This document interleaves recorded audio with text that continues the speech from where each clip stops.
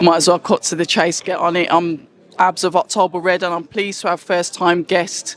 And what I will say, you should be a world champion right now, and I'm not trying to rub the salt in the wound, but you know what, Nick? Welcome to the channel. Yeah, nice one. Thanks for having me.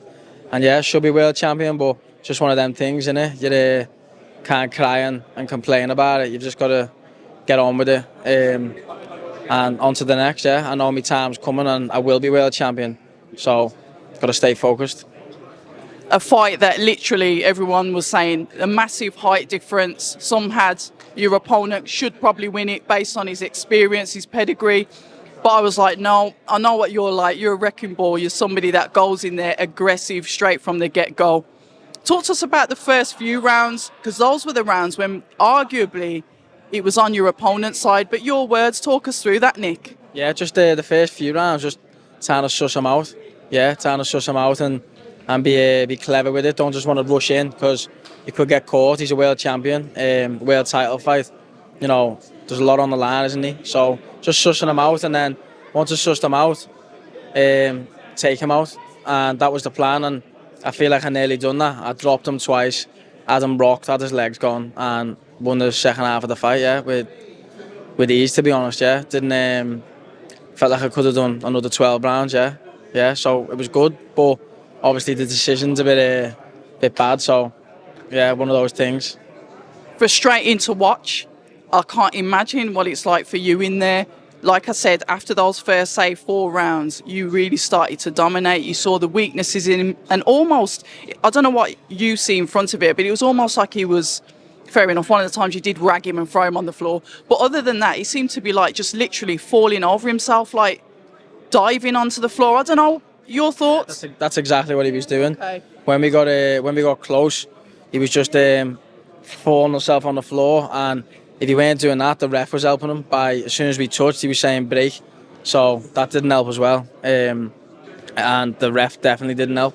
Yeah, so it was just a frustrating night and a frustrating fight, to be honest. But we have them. It's how you follow from that and come back. You know, fighting abroad, obviously, massive crowds, everyone was there. You know, massive headlines. What was that like for you, like going out there and having that whole Saudi experience, just on a whole, not necessarily the fight itself, but the whole experience, Nick? Yeah, massive, because I've come from, you know, like fighting in sports centres, selling tickets with Paul, the lads in the gym, and we've really started from the bottom and worked our way up. So to go from that to fighting in Saudi Arabia, Riyadh, it's another level, innit? And the experience was next level, so I was made up to be a part of it. What I did like, and what I will say, and your man behind you, Frank Warren, he was literally seething at the results. He wanted you to get that win. He was appalled at the decisions and mentioned that obviously the judges should be held accountable. What's it like having a promoter that's really got your back? Good, because that's what you want in a team, isn't it? It's not just a promoter, it's a solid team, and we've got a plan, getting the top together, and knowing he's backing me like the way he is, it means a lot to me, yeah, and I appreciate it, because you know, without Frank I wouldn't have got the opportunities that I've got, and he's got me these opportunities that I've had today, so yeah, can't thank him enough. You know, when you're in the ring, because I like to obviously let the fighters share their true experiences, their true feelings with the viewers.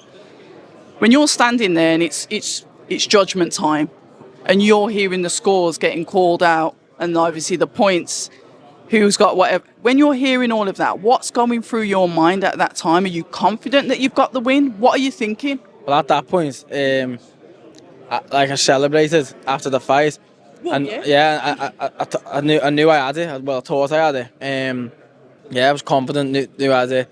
Jumped into get Paul organs, and jumped on the ropes, and then as it dragged on, then I realised something sussy's happening here, like they're going to do me dirty, and he did, so yeah, it's a mad feeling.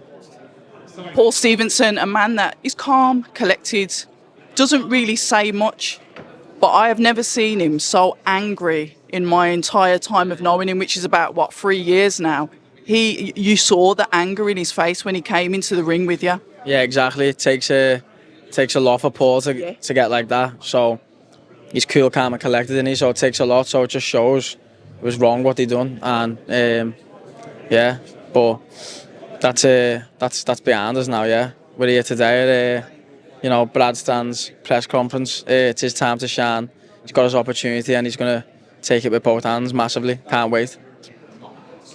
What's next for you? We all want to know what you're going to do next. You're clearly someone you're not a boring fighter. We hear so many times entertaining fights, and sometimes we just don't see that.